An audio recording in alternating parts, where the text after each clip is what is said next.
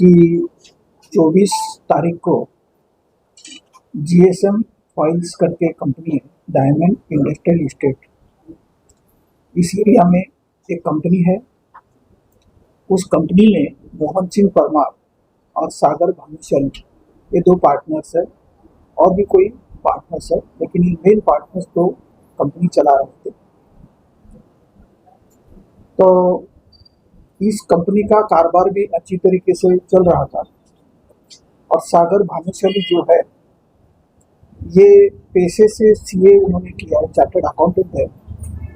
उनको बहुत सारी फाइनेंशियल ट्रांजैक्शन के बारे में, कंपनी कैसे ग्रो करनी है इसके बारे में बहुत सारी जानकारी थी।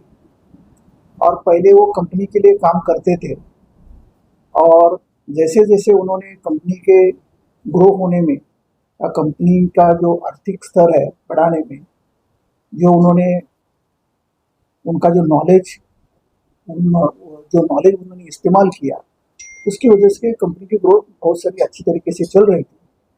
धीरे धीरे वही जो कंपनी के लिए काम करने वाले थे, वही उस कंपनी में पार्टनर बन के आ गए।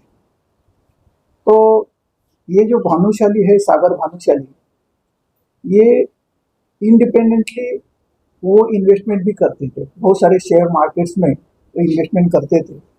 जैसे वो इन्वेस्टमेंट करने लगे तो उसी दौरान उनको शेयर मार्केट में लॉस आ गया।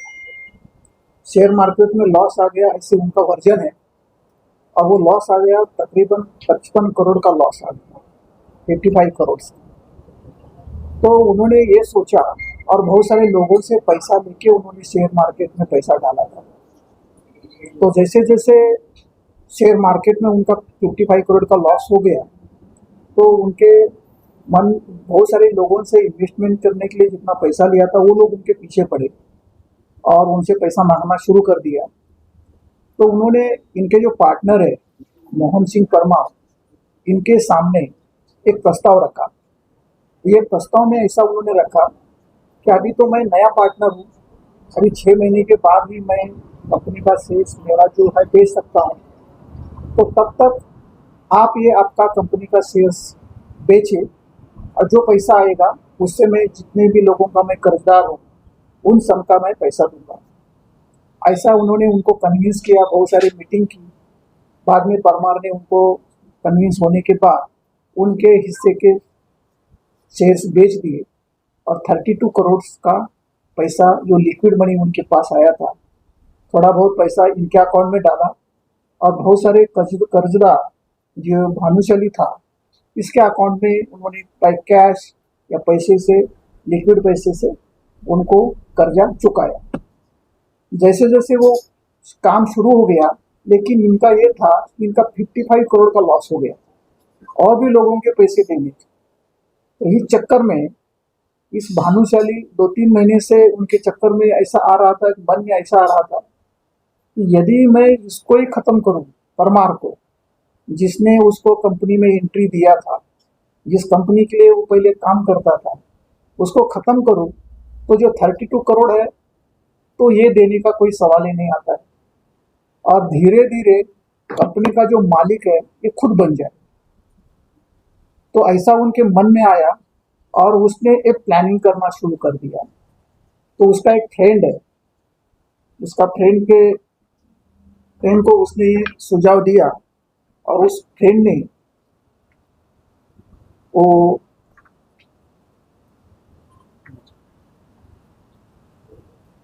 ये विजय कुमार प्रजापति विश्वकर्मा करके उनका एक फ्रेंड, उनको उन्होंने मीटिंग किया।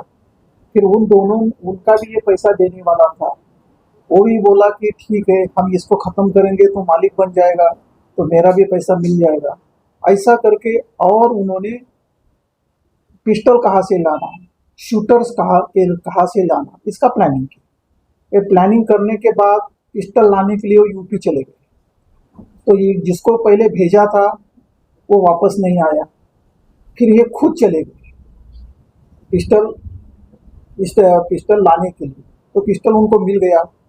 फिर बाद में उनको एक मोटरसाइकिल पे उन्होंने प्लानिंग किया था कि वो जो शूटर है उसको इधर लाए, बॉम्बे में लाए ये लोग, और ये जगह दिखाई खुद ये सागर भानुशाली ने उसको जगह दिखाई, कौन से जगह पे जाके उसको शूट करना है, मारना जगह दिखाई। और उनको एक गाड़ी मोटरसाइकिल चलाने वाला एक लड़का चाहिए था, दूसरा एक लड़का भी उन्होंने अरेंज किया। उस लड़के को भी इसमें इसमें इस कट में उनका जो भी कारस्थान चालू था प्लानिंग में उसको डाला।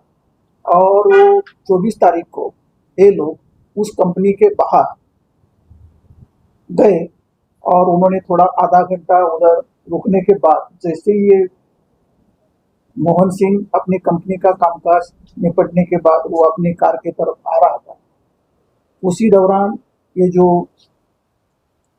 मेन जो सुजीत देवेंद्र भाई पांडे, ये जो मेन शूटर है, उसने उनको एक कॉल किया कि मोहन सिंह बोले तो उनको लगा कि मेरा कोई नाम ले रहा है। जैसे उन्होंने उसके तरफ देखा वो पूरा उनके सामने चला गया और पॉइंट ब्लैंक एम से उसके ऊपर गोली मारी। लेकिन वो गोली सीधा चेस्ट में नहीं गई, चेस्ट के बाजू से गई और वो गोली अंदर ही फंस गई। और लेकिन वो और भी गोली मारना चाह रहा था, लेकिन उसका पिस्टल जो ब्लॉक हो गया। तो उसी दौरान ये गिर गया, तो उसने पिस्टल का बट से उसके हेड के ऊपर बहुत सारे ठोसे मार दिए, जैसे कि उसके हेड के भी इंजरी हो गई। और जख्मी अवस्था में वो मोहन सिंह को ये रिद्धि विनायक करके हॉस्पिटल है नाला सोपारा, उधर के डॉक्टर ने भी बहुत कुछ मेडिकल अच्छी ट्रीटमेंट दी और आज के तारीख में उनका सब ऑपरेशन वगैरह सक्सेसफुल हो गया है और उनकी प्रकृति भी अभी आज बहुत सारी स्थिर है।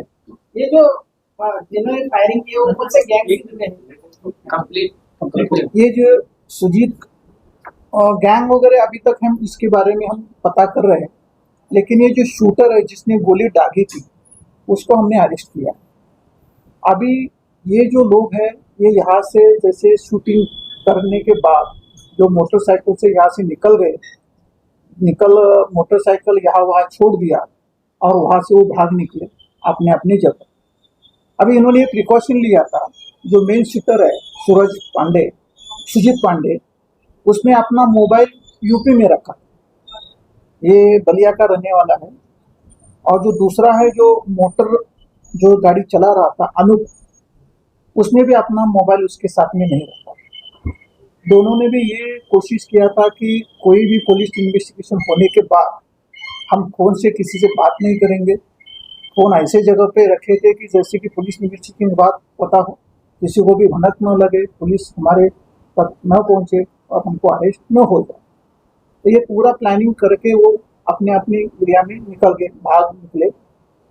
लेकिन जैसा इन्वेस्टिगेशन चालू हो गया तो हमने यहाँ का जो जख्मी हो गया, जो आदमी को गोली लगी है, उसके साथ उसका जो मोबाइल फोन है और बहुत सारे लोग इसमें हमें जिसका भी संशय आता था, सबके फोन, सबके जो भी टेक्निकल एविडेंस हमने कलेक्ट किया और उसमें हमें एक शक मिला, एक चिट्ठी मिली।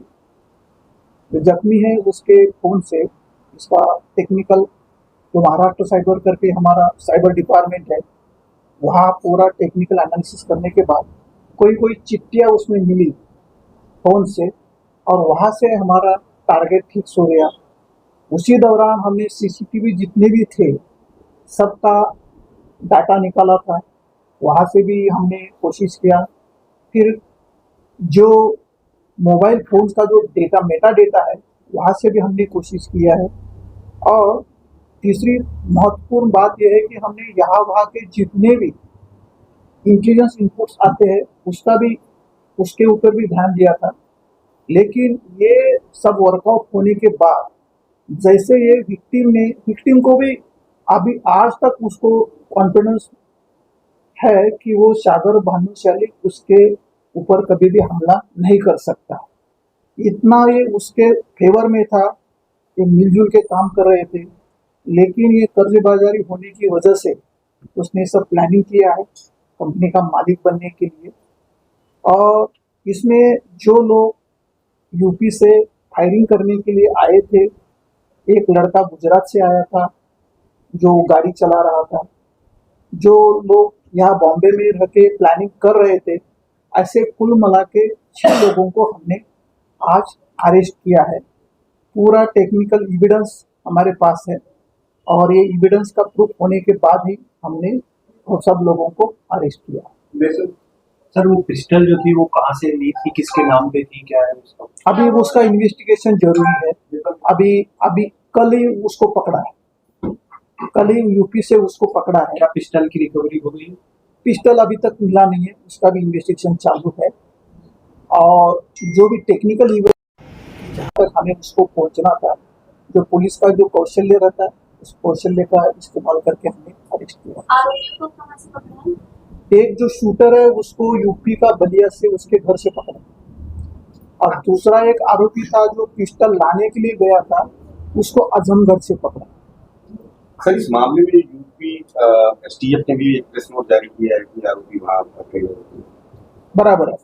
यूपी के एसटीएफ और हमारी पुलिस की टीम कोई भी स्टेट में, यहाँ यदि यूपी की टीम यहाँ मुंबई में भी आती है या मेरा भाईंदर में भी आती है, तो हम यहाँ के लोकल पुलिस होने की वजह से उनको मदद करते हैं, क्योंकि लोकल जो इनपुट्स है ये लोकल पुलिस स्टेशन के पास रहते हैं। इसलिए हमने उन लोगों की मदद ली थी। वो लोग और हमारा इनपुट ये दोनों ने मिला के, दोनों की मिल के कार्रवाई हो गई। सर सागर ने कितने रुपए की सुपारी दिया था और जो बाइक ड्राइविंग कर रहा था उसको कितने पैसे की कहा गया था? कुल मिला के शुरू में जब इन्होंने प्लानिंग किया था, जो मेन इसमें जो प्लान में कोऑर्डिनेटर करने का था विजय कुमार विश्वकर्मा, इसको 5 लाख रुपए दिए थे शुरू में। पूरा काम कंप्लीट तमाम होने के बाद उसको 35 या 40 लाख तक का उसमें उन्होंने आश्वासन दिया, पूरा काम तमाम होने के बाद। बाइक की रिकवरी बाइक की भी रिकवरी हो सकती है, इन्वेस्टिगेशन का पार्ट है, वहां तक हम वो किसके नाम पे? वो सब पता, वो इन्वेस्टिगेशन का पार्ट है। गिरफ्तार आरोपी का बैकग्राउंड? गिरफ्तार आदमी ऐसे बोल रहे हैं वहाँ के, जहाँ तक हमें जानकारी है, एक गिरफ्तार जो आदमी है वो कुछ काम नहीं करते। सर ये जो सागर भानुशाली और ये परमार कितने सालों से एक साथ मिलकर काम कर रहे हैं? 2024 से। वैसे तो ये 2019 से उनके साथ जुड़ा है और 2024 में उसने एंट्री की उसकी कंपनी में। 2019 में वो उनके लिए काम कर रहा था, कंपनी कैसी ग्रो करनी, उनको सलाह देना, ये करना, वो सब काम कर रहा था। 2024 से वो कंपनी से डायरेक्टली पार्टनरशिप में आ गए। यूपी एसटीएफ ने जो पिस्टल जारी किया है उसमें उन्होंने बताया कि गिरफ्तार आरोपी अंतर्राज्यीय ग्रुप के हैं और 25,000 इनामी बदमाशी दी उनको। तो उनका हमने अभी वेरीफाई नहीं किया। यदि उनकी कोई वो लोकल पुलिस है, उनकी जानकारी ज्यादा हो सकती है। हमारे पास टेक्निकल एविडेंस था, इसके लिए हमारी टीम वहां तक पहुंच गई। जो भी उनके एविडेंस यहाँ उन्होंने छोड़े थे वो टेक्निकल एनालिसिस के बाद हम वहां तक पहुंच गए हैं और ये पक्का है कि हमने जो अरेस्ट किया है एसटीएफ की मदद से, टेक्निकल एविडेंस के आधार पे अरेस्ट किया। सर ये आरोपियों ने ये जो इस घटना को अंजाम देने के बाद वो तुरंत निकल गए थे मुंबई से या फिर कुछ दिन यहाँ पे रुके? नहीं, तुरंत और निकल निकले थे तो कैसे? नहीं, यहाँ से बाइक से निकल गए और कॉमन एरिया में, यहाँ का जो कॉमन एरिया है उस एरिया में बाइक को छोड़ के वहां से निकल गए।